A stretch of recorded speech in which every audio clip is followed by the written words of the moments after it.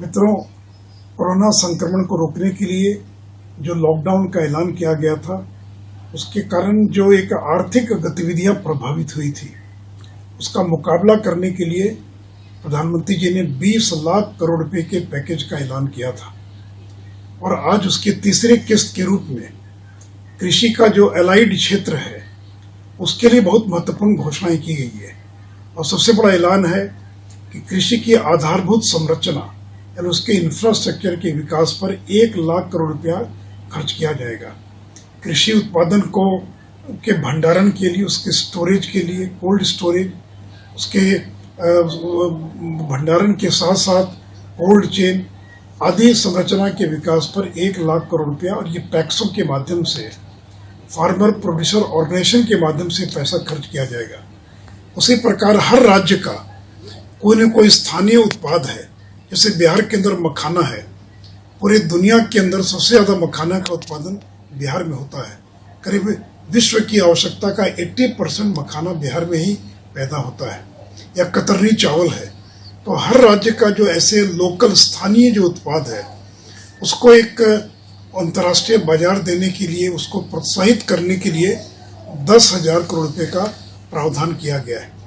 उसी प्रकार जो पशु हैं, ये पशु अनेक तरह की बीमारियों से ग्रसित हो जाते हैं, तो पशुओं के टीकाकरण के लिए, और ये फुट एंड माउथ डिजीज, ये हिंदुस्तान के प्रत्येक पशु, चाहे वो बकरी हो, सूअर हो या भैंस हो, गाय हो, इन सभी जानवरों के संपूर्ण टीकाकरण के लिए और 13,343 करोड़ रुपये का प्रावधान किया गया है। उसी प्रकार डेयरी के इंफ्रास्ट्रक्चर के लिए 15,000 करोड़ रुपया, जो मेडिसिनल और जो औषधीय जो पौधे हैं उनके विकास के लिए 4,000 करोड़ रुपये का प्रावधान किया गया है। और जो गंगा के किनारे का जो इलाका है, उसमें 800 हेक्टेयर के अंदर गंगा के किनारे मेडिसिनल प्लांट्स को लगाने को प्रोत्साहित किया जाएगा, और इसके लिए 4,000 करोड़ रुपये का प्रावधान किया गया है। फिशरीज जो सेक्टर है, उसकी आधारभूत संरचना और बाकी के लिए 20,000 करोड़ रुपये का प्रावधान किया गया है। मित्रों, बिहार के अंदर मधुमक्खी पालन में बिहार पूरे हिंदुस्तान में दूसरे नंबर पर है, और उत्पादकता में हम पूरे देश में हम प्रथम स्थान पर हैं। हमारे यहाँ एक बॉक्स से 60 केजी शहद का उत्पादन होता है, और केंद्र की सरकार ने 500 करोड़ रुपया मधुमक्खी पालन को प्रोत्साहित करने के लिए ऐलान किया है। तो बिहार में लाखों लोग मधुमक्खी पालन से जुड़े हुए हैं। इसके उनकी आमदनी भी बढ़ेगी।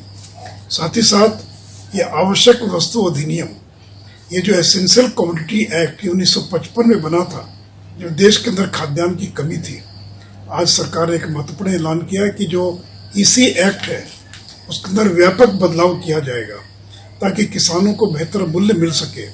और उसकी जो स्टॉक लिमिट है, यानी आलू प्याज से लेकर जो खाद्यान्न है, तिलहन है, दलहन है, उनको रखने की कोई लिमिट नहीं होगी। उनको नियंत्रण मुक्त किया जा रहा है, उनके मार्केटिंग को पूरी तरह से मुक्त किया जा रहा है। इस तरह की जो तमाम आज जो घोषणाएं की गई हैं, इससे किसानों की आमदनी भी बढ़ेगी, और इससे कोरोना संक्रमण के लॉकडाउन के कारण किसानों को जो भारी नुकसान हुआ है, उसकी भी क्षतिपूर्ति इसके द्वारा और हो सकेगी।